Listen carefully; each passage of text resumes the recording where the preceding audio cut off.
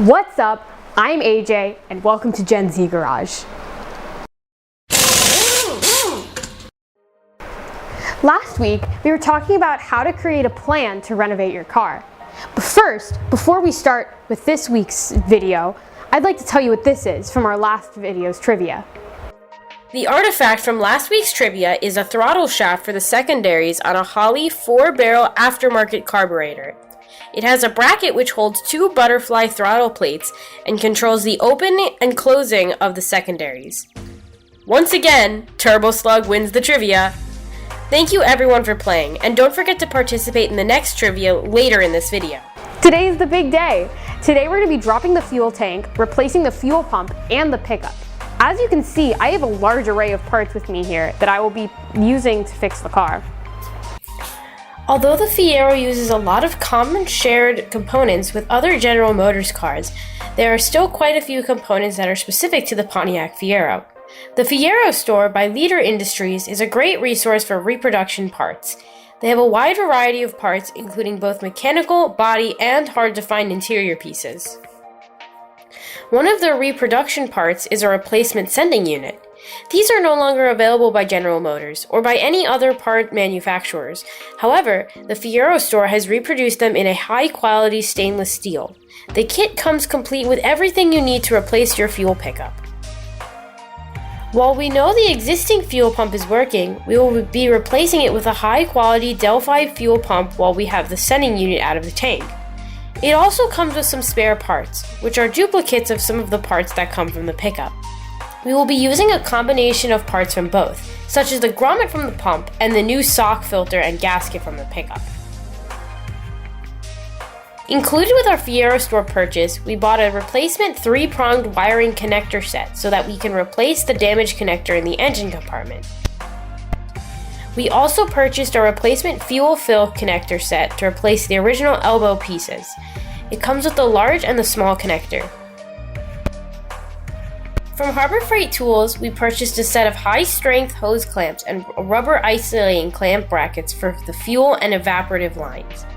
We also purchased this box wrench set that's specifically designed for line fittings.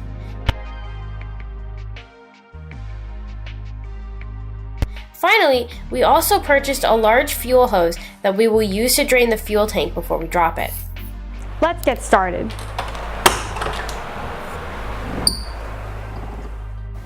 We'll start by disconnecting the inlet at the fuel filter. We will spray penetrating oil to loosen up the connector.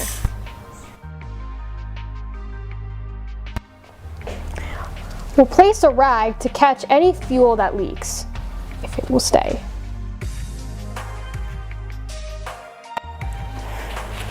And I'll be wearing these in case there's any spray from the fuel. Next, we will unscrew the inlet line going into the fuel filter using a flared nut wrench so we don't strip the edges.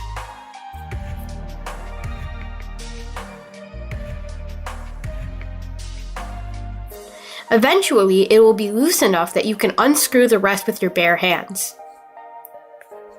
Once the nut is free, we pull the hose away from the fuel filter, allowing the excess fuel to drain into the rag. Make sure you don't use these rags to dry the dishes afterwards. Next, we'll take the fuel hose, put one end into our 5-gallon jerry can and the other onto the fuel line. Force the rubber line carefully over the fuel line. We'll then tighten the hose clamp, making sure that it's snug. We don't want leaks.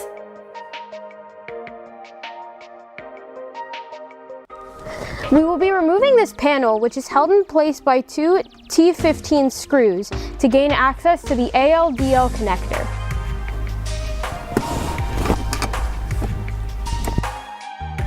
The ALDL connector provides access to several leads in the wiring harness, including connection to the ECM, the fuel pump, and timing.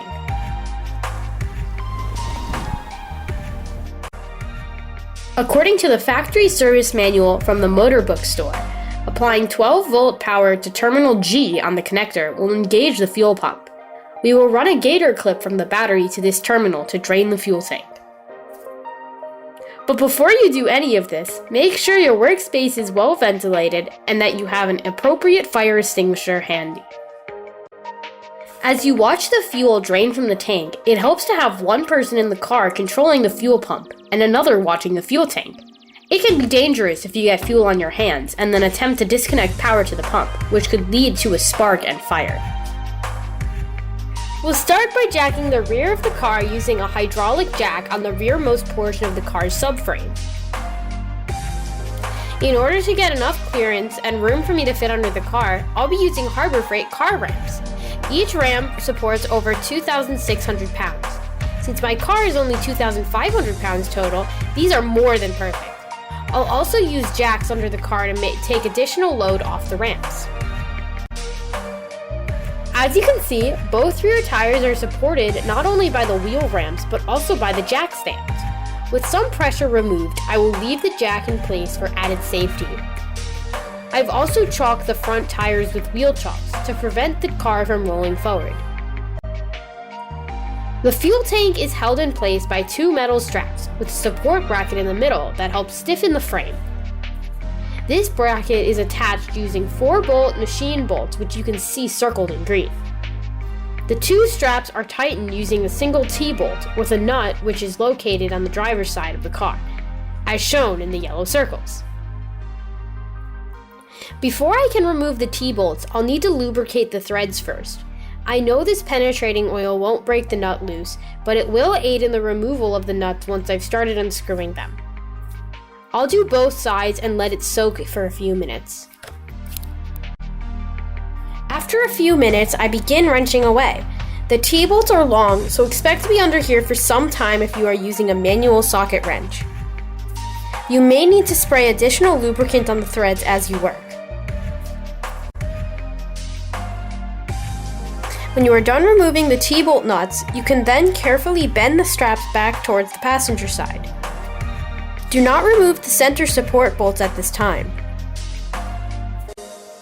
Next, we'll need to disconnect the hoses. Since I will be replacing the flexible rubber lines, I make short work of them with PVC shears.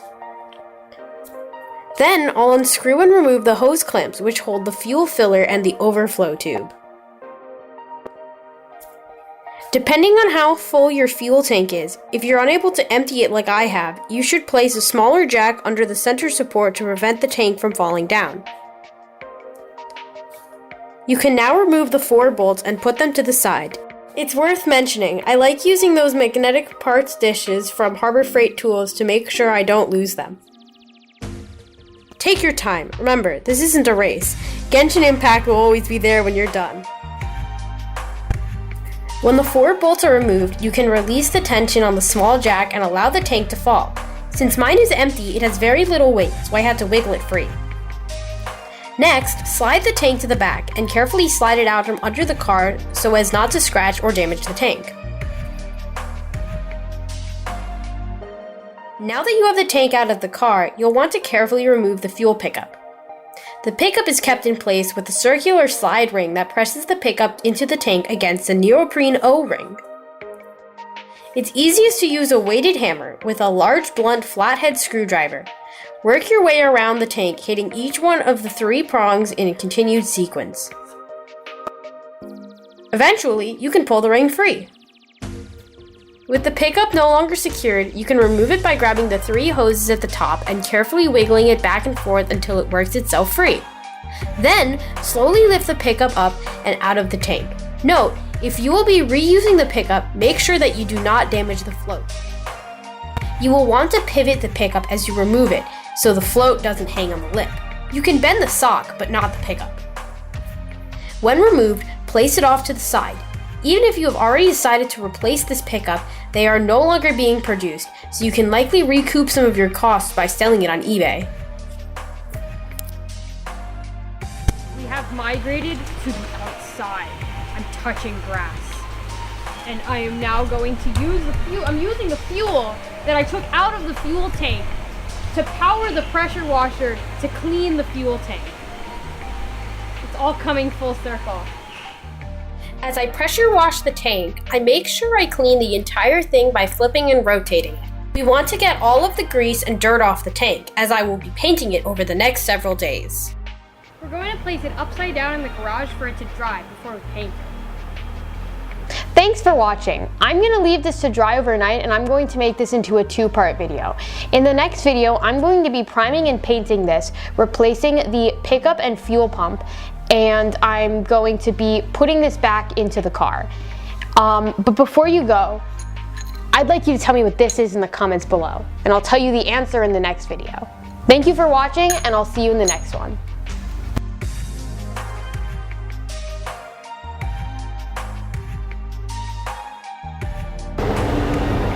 Just do it. I can't. Make your dreams come true. Just, do it.